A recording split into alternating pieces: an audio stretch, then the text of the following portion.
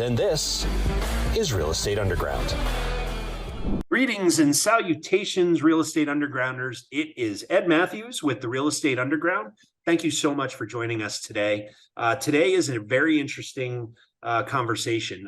The gentleman that we are about to interview, Dr. Alex Tam, is a chiropractor, a doctor of chiropractic medicine by day, and a real estate investor, and by day, night, weekend, whatever else, right?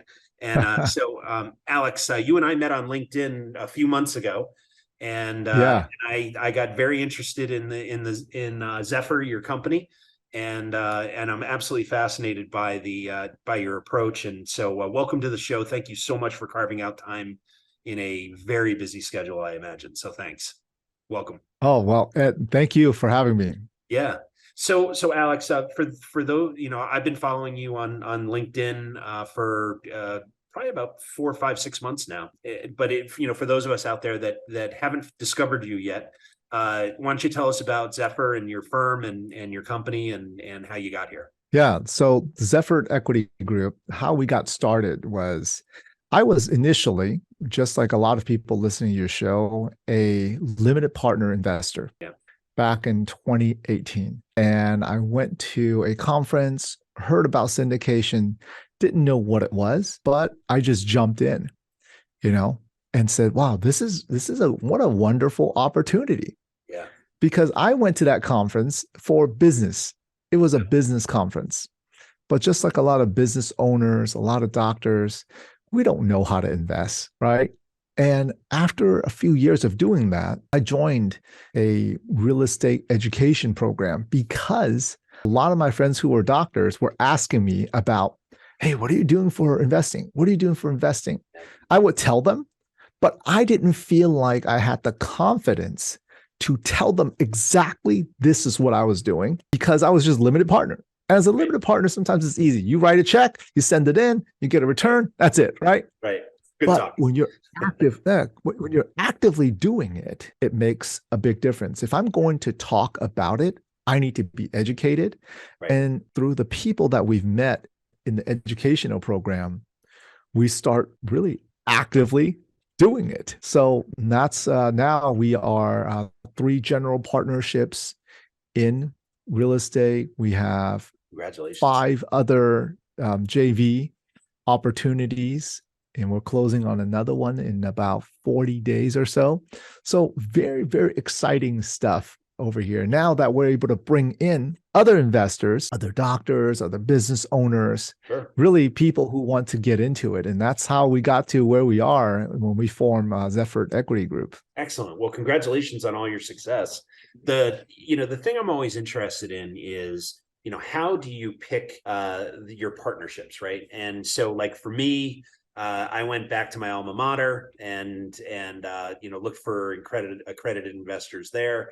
And I'm a Silicon Valley techie geek, and so I spent a whole bunch of time there. And so I've also been reaching back out to my friends and colleagues and their friends and all that, and to raise capital and to build awareness, really. And so, I'm curious in terms of how you're finding your partners, or how do they find you, probably more specifically. What are some of the ways that you create that awareness and build relationships with your investor base? Oh, that's a great question, Ed. In capital raising, it's really about building relationships. So being a chiropractor, I'm involved in different groups in the medical world, right? Since 2009 to now, it's been 14 years. Every year we go to multiple conferences. When I start posting on social media what I do, naturally other doctors start to reach out. And the last 2 years, when I go to conferences, instead of us talking about medicine, they're like, hey, Alex, what's this real estate thing you're doing? Right. Tell me about it. You become the cool kid in the room, right? Right. They start that conversation Right. because they're making money, except they're riding that stock roller coaster and they don't want to do that. And they start asking me, well, why do you do it? And then we end up having conversations about it throughout the whole night. And that's how we start building these relationships. Yeah. It sounds simple because it is, right? the fact is that we are in the marketing and relationship business first, right? And the fact is that it's a very simple process, right? You create awareness around who you are and what you do, and the value system from which you operate. You meet people and become friends, actual friends, right? You serve them, Yes. and it's separate from the real estate thing. Just be friends, right? Actual friends. And then over the course of time, trust gets created because you've done what you said you would do. They've done what they said they would do. And, you become very good friends. And at some point you're in the right to do business together, right? And, sometimes that takes a month. And sometimes that takes, 5 years, but it is what it is, right? And but the thing is that the organic nature of that is really important because I was just talking with somebody about partnerships and how they select their partners, and I always liken it to dating, right? You don't meet your a potential significant other, go to dinner and propose. Well, some people do, but not me. And Right. no judgment, whatever. If that's, I knew I wanted to marry my wife the 30 seconds after I met her, but it took me 8 years. So, but the fact is that, you want to date first, right? And that's the creating awareness and building the relationship and a level of trust, and, so that they know they can count on you, and you can count on them. And at that point is when, it makes sense to get married, so to speak, right? And to become partners. Right. And you got to make sure it's the right thing for them. Absolutely. Based on what their goals are, what are they trying to do, right? Are they trying to save for one thing or another? Do they have extra cash laying around that they get, screwed in the stock market and now they're looking for something else? Right. I want to make sure if they're investing $50,000, $100,000, this is not their last 50 or 100,000. Correct. It's like, hey, this is an investment. Yeah. And when they, and then we all have to talk about what are the challenges that come on per deal. Right. So many of us want to talk about the good things and, oh, here's the returns. Here's 2x your money in 3 to 5 years. Yeah, here's the IRR. And we load up all the good stuff. Right. But I like to talk about, before we even dive into this, let's make sure you know what you're getting into, because it's not as liquid, right? So there's like the pro and cons. You're not going to be able to just, hey, invest the money and the next month try to ask for it back, right? And it's taking time. It takes time to build this. It's not a get rich quick type of scheme and whatnot. And people have to understand, okay, what are the challenges in this deal? And then what are we doing to mitigate against these challenges? Exactly. We need to lead with that, because in real estate, so many people talk about the good and no one really communicates and try to be transparent about what the challenges could be and what we're doing about it. I think that's the most important part. And it's one of the things I admire about you and your team the most, because we operate the same way. And that, I always joke that I'm Irish, I'm half Irish, right? So I think in terms of worst case scenarios, mushroom clouds on the horizon. How do we manage that? Right.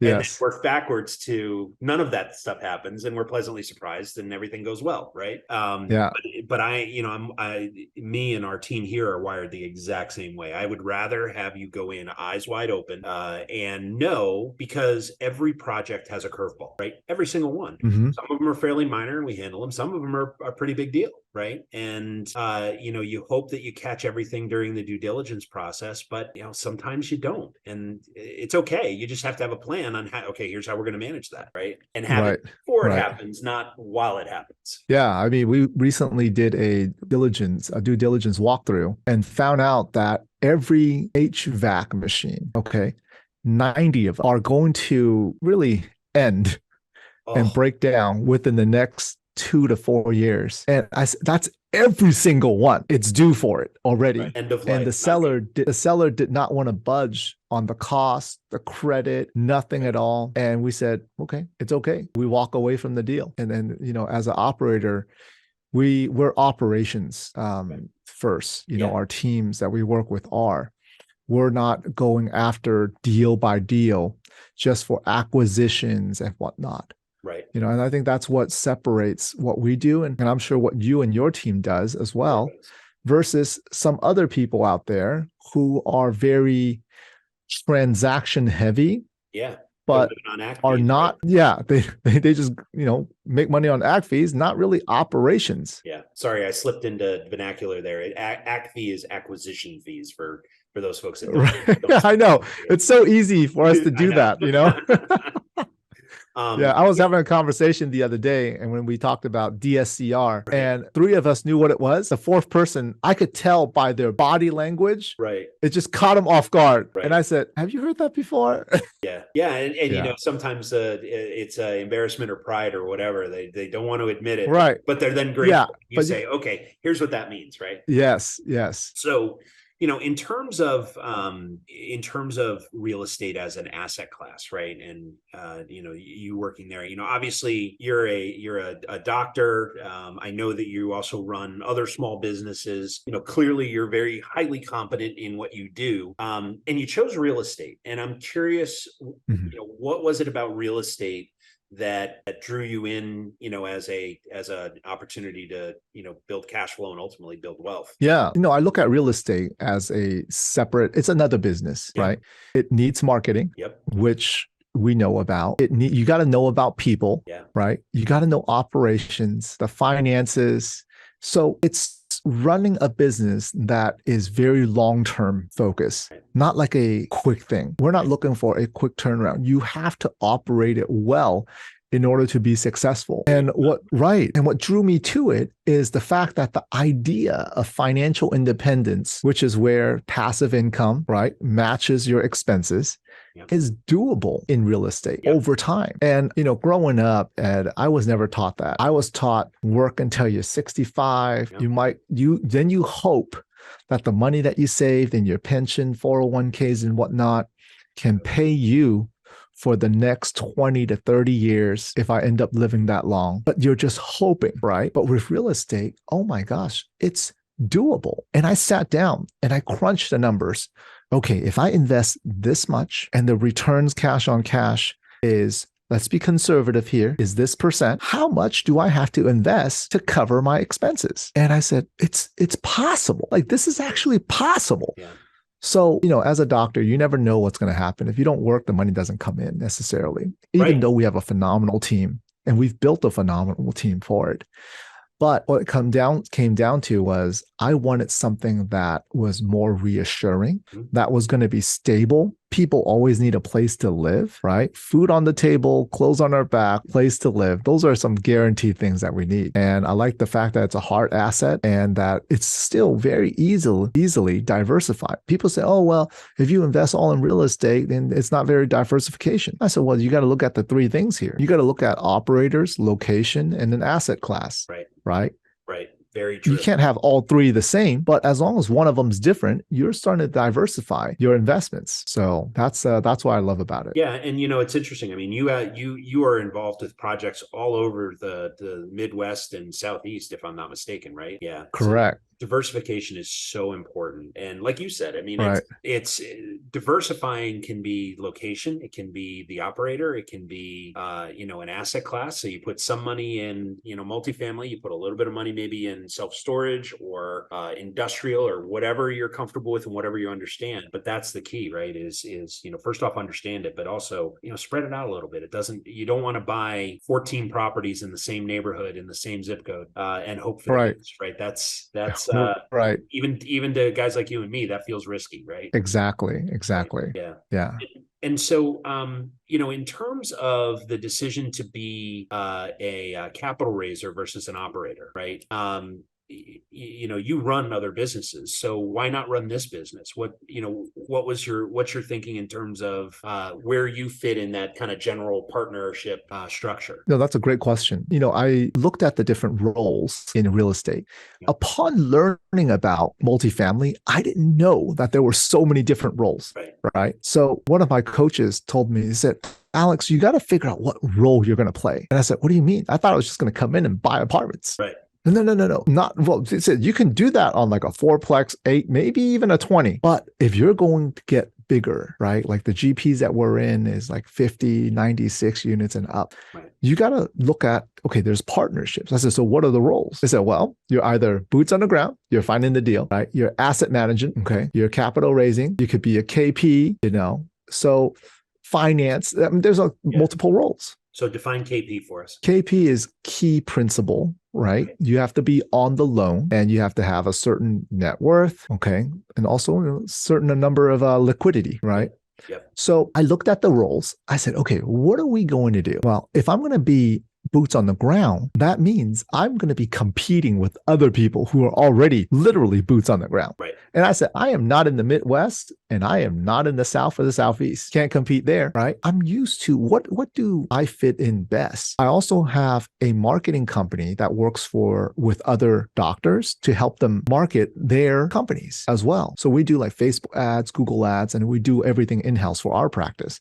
Yeah. Well, I said, I know how to do that. And I said, I do consultations and talk to people all the time, right? And that's kind of like building relationships, like capital raising. It's exactly like building I said, those two are going to be my go-to things, right? And if people need extra KPs, we can play a role in that as well. Sure. So I've decided that's what I'm going to do versus the operations. You know, it's interesting, your approach, because, and it's a very pragmatic and disciplined approach in terms of figuring out what value you bring to a team, right? It's the, it's that old axiom, highest and best use, right? What do you bring to the table that's unique to the team? And how can you, personally add value that's sure, there may be overlap, but by and large, what are you expert at that can deliver for, the however many people on the general partnership, right? And capital raise, I've always been told, so coming from Silicon Valley, right? The single greatest skill that anyone can learn in business is raising money, right? And being able to boil down very complex deals into something that's digestible by somebody who doesn't do that for a living, doesn't invest in real estate for a living, is a valuable skill, right? Yeah, absolutely, 100%. Yeah. And so in terms of the partnerships that you've worked with, I assume there's multiple operators, and so I'm curious, when you're looking at a project and evaluating the operator and doing your own due diligence, right? I'm curious. Yes. I know it's a really long list of things that you go through, but I'm curious at a high level, what are the kind of the key things that you look for in an operator that would warrant, you introducing your investors to a project that operator has in its, portfolio? That is the biggest responsibility as a capital raiser, sure is making sure we vet the operators. Right. Number one, say if someone presents a 100-unit deal and they say, Alex, it's a great deal, you want to raise? And I said, well, first of all, I need to meet you first. I need to know who you are. Right. As an operator, we become partners. If I'm bringing people into the deal, I'm not going to raise for you the first time I meet you. There's I just don't do it. Yeah, you want to date first, If we've thought, what's that? You want to date first. You don't want to get married day one. You got to date first. Right. You got to date first. Maybe if we met, here's the ideal situation. We met at a conference, right? Or on a Zoom call. We sit down, we have a meal, we get together and talk about why are you doing this? Right. I need to know why you're doing this. What are you going for? What's the end game here for you, right? What's family life look like? Right. Who are you like? And then you say, well, I've done, we got a 100-unit deal down the pipeline. Okay, tell me, what have you done before? Right. If you're only operating 15, 20, 30-unit deals, and all of a sudden you bang out this 100-unit deal, I can't ask my people to jump in. Right.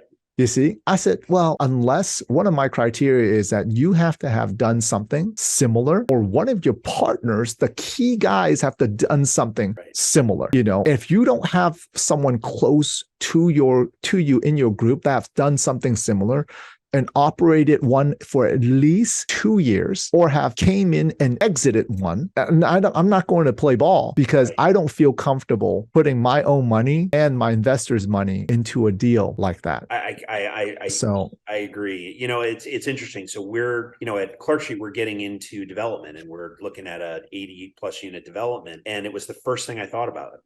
I've run, I'm a general contractor as well. I've become one, but I've never built an 80-unit complex. I've certainly never run one, right? And so, job number one came down the pike was, I need to find a partner who's done this, who's been there and done that, right?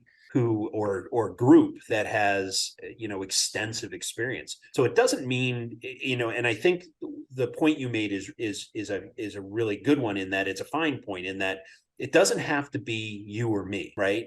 It can Right. be a third entity, a third person who brings that's their best, highest and best value, is that they're an operator of, large construction projects and/or multifamily complexes, right? And that's what makes the team. I'm good at marketing. I'm good at relationship building. You're good at capital raising. My friend Bard is good at operating. His partner Eric is excellent at construction management. Okay, Right. we're starting to, this is starting to fit, right? Right. But until you have that, it's really hard to look, someone in the eye and provide them an opportunity to invest in a project if you don't have all those details nailed down tight, right? 100%. Yeah. If I don't feel like I can ask myself or a family member to invest, I will never ask any of my other friends, doctors and business owners, to invest. That is the test, right? Is, would I allow my mom to invest in this? If the answer Yeah. is or no, then no, that's it. Yeah. If it's not 100% yes, then Right. it's not even a go. So in terms of the folks that you meet and along the way, I mean, what do you think separates? I mean, I'm sure you meet the same. I affectionately refer to them as the dreamers. The folks that would love to get into our business but don't have the time, don't know where to get the money, don't know how to find deals. What do you think separates guys like folks like you who are in this business? Because obviously you're incredibly busy. Because not only do you operate multiple businesses, but you have a beautiful wife and family, right? And I believe your wife is your partner, so that certainly helps. Yes. So and obviously you require at least some sleep at night, right? So Right. being able to Good sleep too. quality sleep is important, right? In terms of wading through all that and becoming the entrepreneurial success that you're becoming, or you have become, I'm curious, what do you think separates guys like you and the folks that stop you in the grocery store and say, hey, I saw you on Facebook and I wish I could do what you do for a living. It looks like it's so much fun, right? Yeah. I'm curious what your thoughts are. I believe it's the desire and the commitment. Okay. Because we could desire some things, right? Sure. We want certain lifestyles, especially on social media now. Oh, people want the fancy cars, the homes, and all. Right. Do you really want that? And what are you going to do to commit to it? But also at the same time, you have to understand this is where people get caught, is they think they could just add on. What they don't realize is in order to commit to that, you're going to have to sacrifice something. Yes. There's something you got to sacrifice. Right. What is it? Time or money are you going to sacrifice in order to achieve something that you haven't achieved yet? Right. See, and that sacrifice piece is where it hits people in the face when they realize they need to do it. Not everyone's ready for it. No. Right. Like for example, myself, to have that education, you got to put in the time to learn. You got to put in the time to build relationships outside of family time and work time, right? Yep. What are you willing to sacrifice for this dream, for this goal, and how committed are you? I believe that's what separates what we do versus someone who says, oh, that sounds like a good idea. I wish I could do that too. Yeah, it really comes down to priorities minute by minute, right? I mean, I'm a huge fan of James Clear's book, Atomic Habits. Who do you want to be today, right? Yes. And yes. It comes down to this. I was presenting at a local. I used to be a partner in the local real estate investors association. I was taking them through taking a group of students through a time management process, and I'm not going to. It's a long conversation, but basically what I did was I broke it down and said, okay, look. You're going to sleep 8 hours a night. So that's a third of the hours per week. You are going to work. Let's say you work 60 hours a week, right? And so that's another block of time. And you want to go out and have fun or have family time. So that's, every weeknight, it's 2 nights or 2 hours a night. And on the weekends, you're out and about for 8 hours in some way, shape or form, either with family or going to have fun. Yeah. And, when you add all that up, there's still about 25 hours left in, you've done all those those things, right? Yes. And there's still about 25 hours left in the week that you're able to decide what you're going to do with them, right? Yes. And are you going to go watch Netflix? Are you going to play Xbox? Are you going to do something else? Or are you going to, sharpen the saw and learn how to do this or something like this to help you advance your, take a step closer to, that desire that you were talking about, right? And turn it into a reality. Right. Yeah. I mean, the one number that I always pay attention to is, okay, 7 times 24, you got 168 weeks. That's it. You sleep 8 hours a night. You still have 112. Yep. Okay. What are you going to do with that 112? And that's how do you break that down and how do you separate it? I think will clearly define the people who really want to Netflix and chill, right? Versus others I'm all for who that. are really, yeah. I mean, right. And you get to, people get to decide what they want to decide, right? But they have to decide first that this is what they're going to do. Right on. And you have to clearly learn it from someone who's done it before to know what you have to give up and what type of sacrifices you got to make. Because if not, it's going to hit you. Yeah. And that's another point that's a really great point in that there are people, success leaves clues, as Tony Robbins says, right? The fact is that the fastest way to become a success in something, let's say real estate, since this is a real estate show, the fastest way to do that is to build a relationship with somebody who's already done it. And one of the things that I know about this community at large, right, all bazillion real estate investors that are out there, if Alex calls me or I call Alex and say, hey, I have a question for you, can you give me 10 minutes? I have yet to meet someone that says no, right? I will gladly help you. You will gladly help me. And because it's a gigantic pie, right?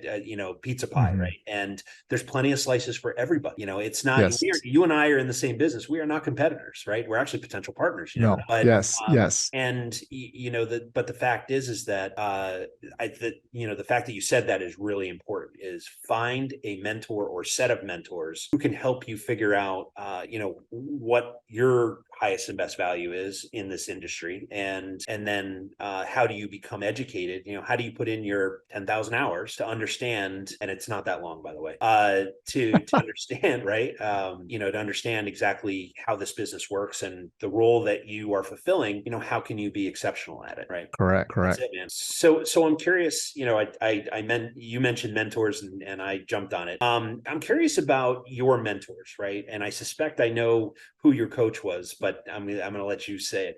And because I'm huge fans of both of those guys. But the fact is that we all have mentors, right? And so at least I hope everybody has a mentor, and I'm curious, what was the best advice you ever got, and who gave it to you?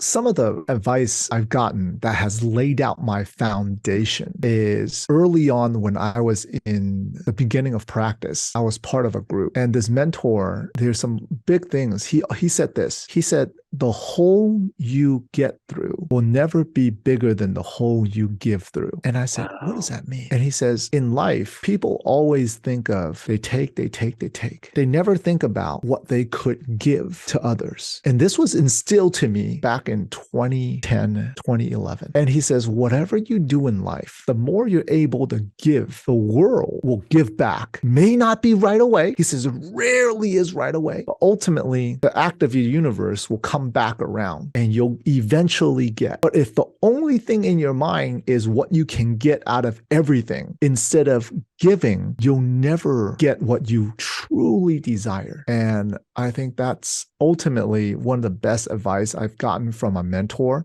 So whether it's me helping someone else, being on a podcast, being on a deal, if I'm here, I'm all in. This is what I do at this moment. And I practice that present time consciousness quite a bit to make sure I'm always there. Which is really hard to do, right? I mean, you talk about attention span of a human being, right? Back in the 50s, it was about 20 minutes, a little bit better than 20 minutes. And these days, depending on the study, it's somewhere between 3 and 7 seconds. So having that focus and being able to create a space where you're present, in that moment is really hard. So I'm curious about that. I mean, how do you make sure that, you're achieving that presence that you just mentioned? So with nowadays with electronics, it's so easy for things that just pop up. Oh yeah. Right. But at the same time, when you're dealing with people, you have to be very, very present, because first you got to really genuinely care enough about the other person for taking the time, whether it's here or with a patient that we were with an hour ago. It's like they spent the time to get to where we are right now. I talk about this to my team all the time. I say, if you're not giving the best experience for someone, then why are we here? Why are we even here? If you're not giving it your all, why are you even here? So I think the first thing is you have to care enough about people so that you're willing to give them all your attention. If you're not willing to give the attention, then just don't even do it. Anything, I've always been told, anything worth doing is worth doing well. Amen. If you can't do it well, Don't bother. then why would you do it? I mean,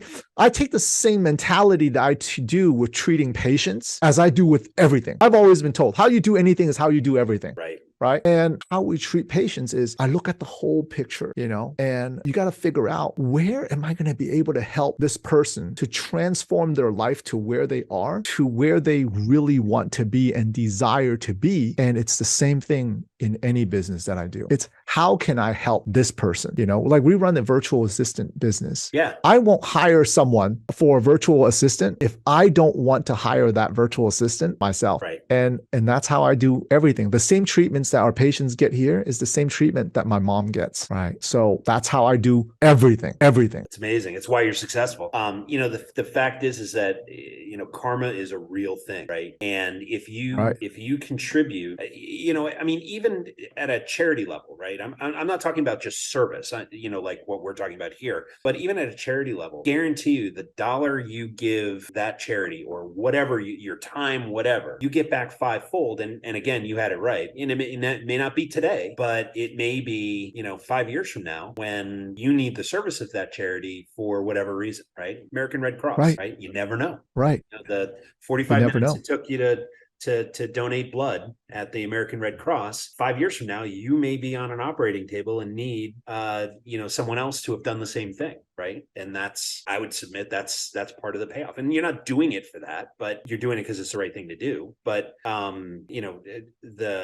I hear you, the fact is that the highest level of, I think, human existence is contribution and making the people around you, making their lives a little bit better, right? In some way, shape or form. Right. Yeah. I mean, if you could, why not? Right. Why wouldn't you? And I think everybody has that power. It's choice. Do you choose to do that or not? And you're either a giver or a taker. And if you're exactly right, and you can reform, you can be a taker and become a giver. I hope, but some people are just wired like you are, in that you recognize that pretty early on. So, and the interesting about that is also, Ed, when you are used to and accustomed to giving, you actually surround yourself with more givers. So true as well. So automatically true. It comes back, you see, and it just goes around. You start, because people who are not giving, they will start exiting from your life. Right. Automatically. Right. They'll self-select out. You're absolutely right. They will self-select out. Yep. Yep. You're absolutely right. So, so I'm always interested in, entrepreneurs like yourself who, I have this theory that, and I'm going to stop saying it's a theory because I've proved it. That leaders tend to be readers, right? And so, you as a leader of the various of your practice and your businesses and your real estate operation, I'm curious, first off, how do you, being as busy as you are, how do you consume information when you're looking to sharpen the saw, so to speak? It can be, obviously some people, old school people like me, I like the physical book, right?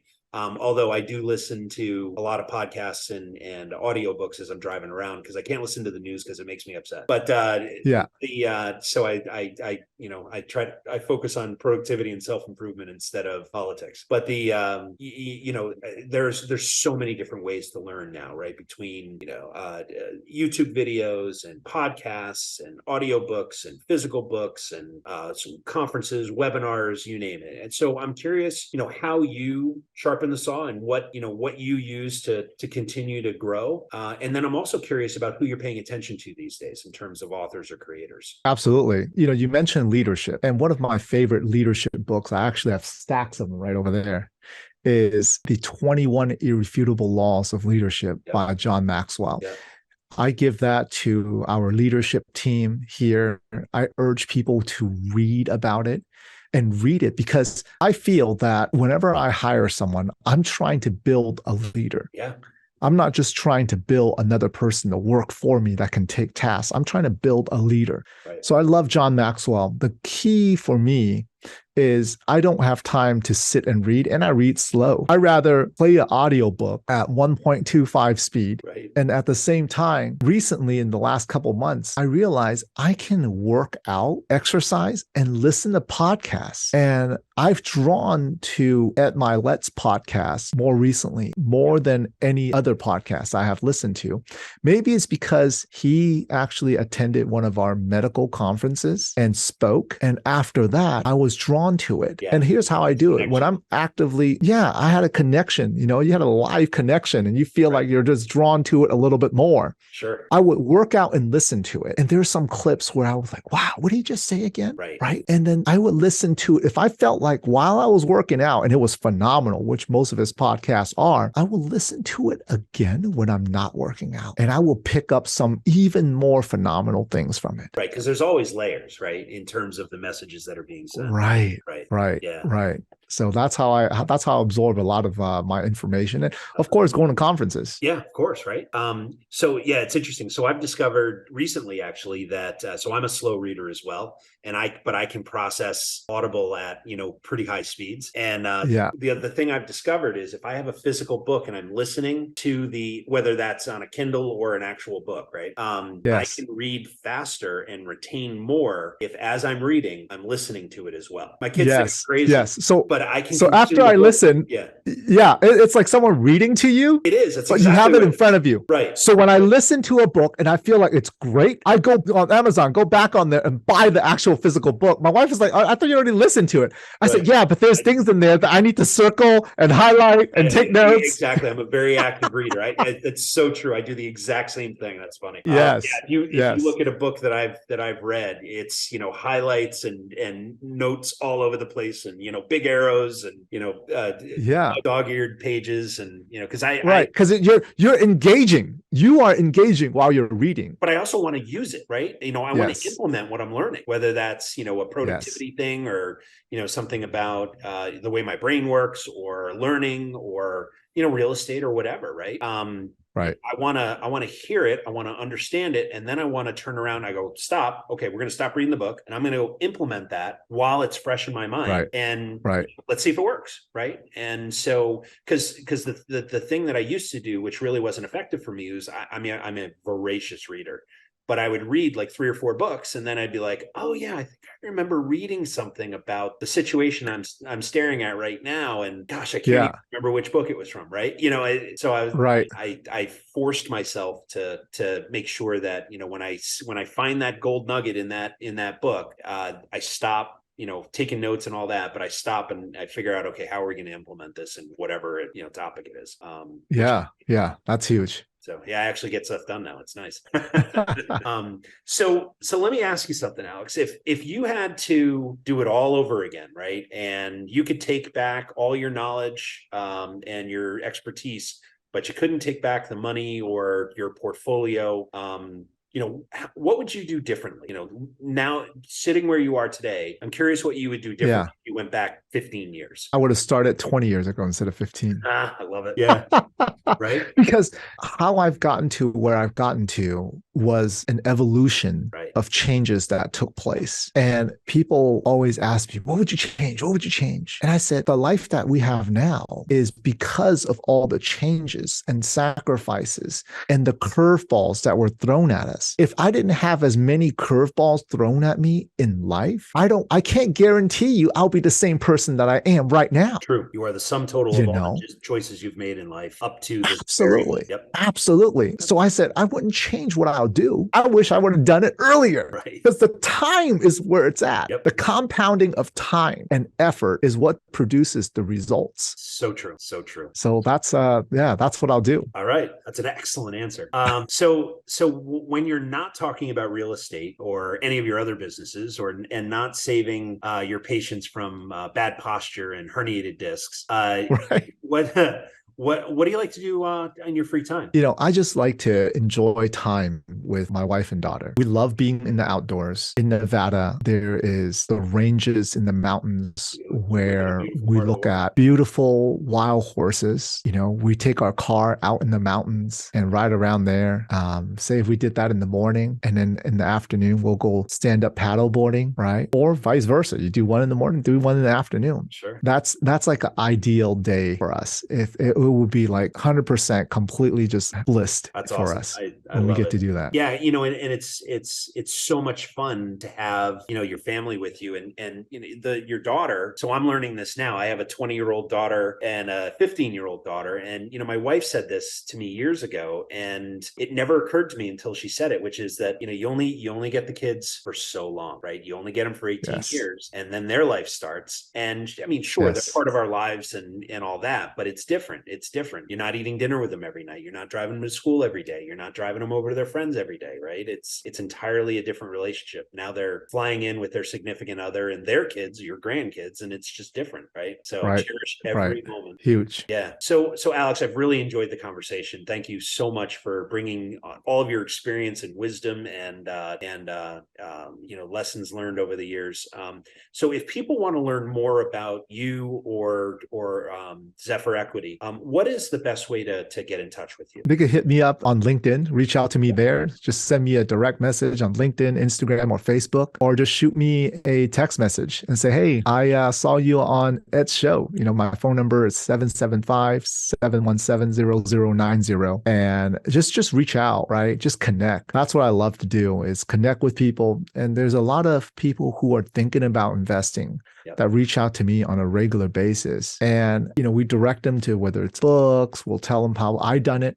I don't like to tell people what they need to do. Right. I just like to share, this is why I did it. And you need to figure out why you want to do it as well. Right. Yeah, because the why is important, because at some point the road's going to get bumpy and you better understand why you're doing it to be able to get through it. Right. And if your why is not big enough, you get bumped off the road. Sure do. Yeah. Well, Alex Tam, thank you so much for your time. And once again, my friend, it's good to see you. And I'm grateful for your being a guest on the show today. Thank you. Yeah, thank you for having me. All right. Good to see you. Good to see you as well. One, Cleveland had a major group of companies leave Cleveland. Right. So there were all these houses and all these foreclosures. And we were like, okay, well, where are we going to invest? Well, it was obvious that the foreclosure market in Cleveland was already started in 2003, 2004. So we became an expert at finding pre-foreclosures, negotiating short sales, buying some of those, but mostly wholesaling them in a quick, short sale kind of wholesale situation. Yep. We became a nation's leading expert. We were doing events in Vegas and Dallas and all that kind of stuff. I was a keynote speaker at the Homevestors franchise national convention in 2006, 2007, basically telling everybody that these short sales were coming. Yeah. They had just hit Cleveland 3 years early.